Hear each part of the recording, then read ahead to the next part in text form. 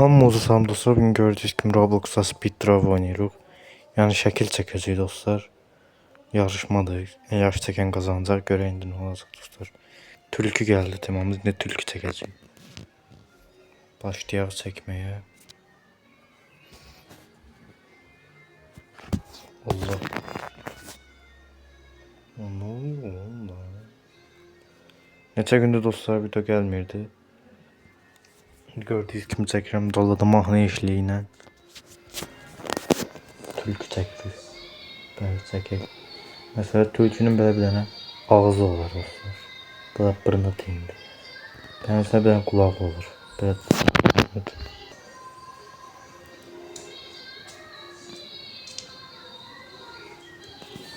Belə.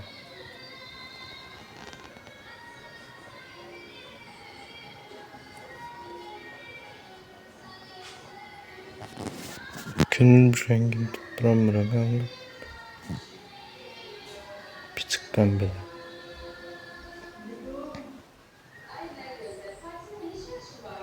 Böyle olur da ya günah. Çekirəm dostlar yavaş.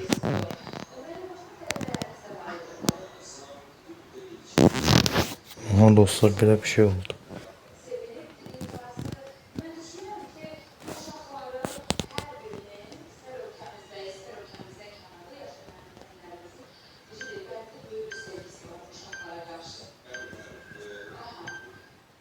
Lan burası bana ilk daha renklemedi.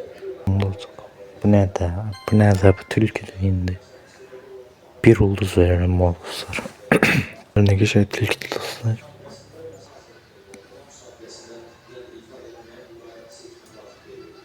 Şimdi Picasso'ya oxşayır dostlar. Lan neyse ikinci donu dostlar. Bəli dostlar, sonraki tura keçdik. İndi görək necə keçik. Video ayda dedim vay hə. Neyse dostlar indi.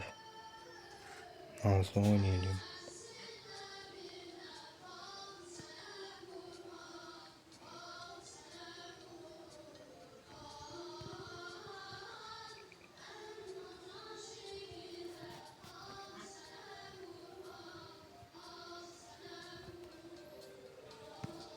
Balancina dostlar bir şeyler.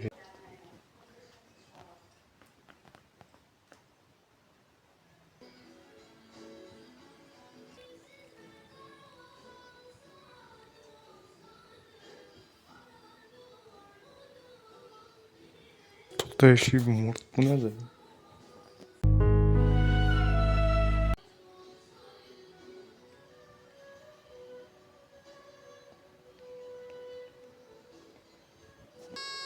Lan sıralamada da öyle. Neyse dostlarım, bu videomuzda bu kadar idi. Sağ olun, salamat kalın.